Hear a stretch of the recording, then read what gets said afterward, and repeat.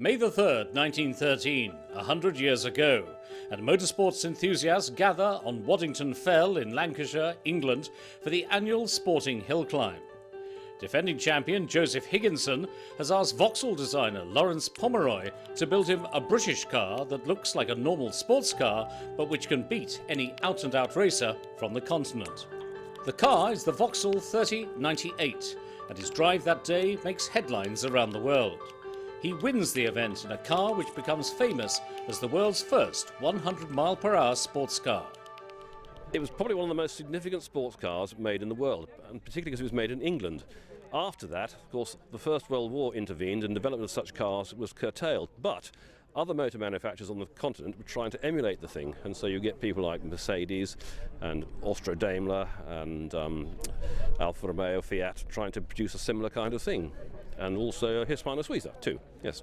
You have many of these cars here today. How many have survived from 100 years ago? The car went into production, stayed into production post-war until the 1920s.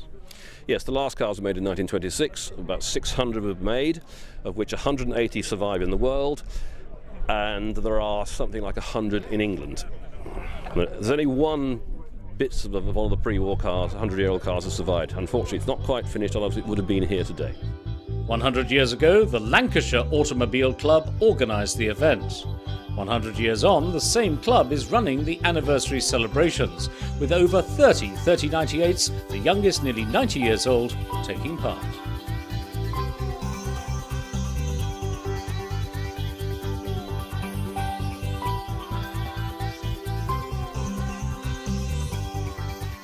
What we've got gathering here are there's a division of the Vintage Sports Car Club, if you like.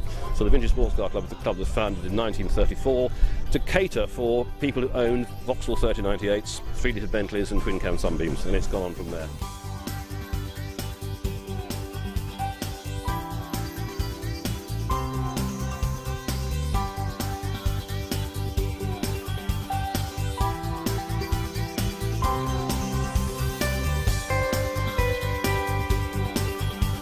Today is not a competition, just a celebration, and the cars with full supervision make their way to the exact point where Higginson and his rivals started their runs 100 years ago.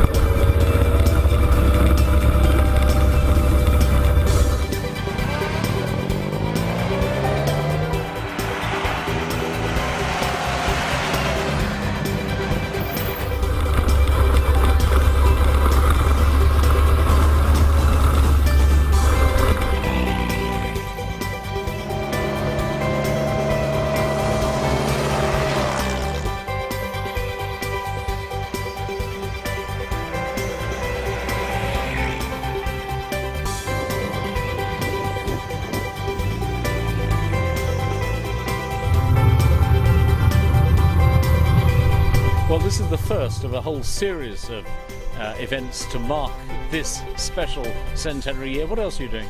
Yes, the reason is that this is the first time in public the car appeared.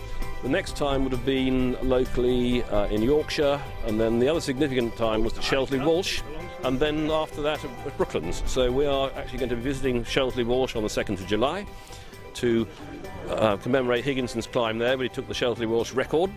And then at Brooklands, where lots and lots of cars 39 years later were used for racing. In fact, some of the cars here that were actually originally used for racing at Brooklands, including my own. And I presume you're already starting to think about the next 100 years. We won't be here, but... Well, the cars will be there, won't they?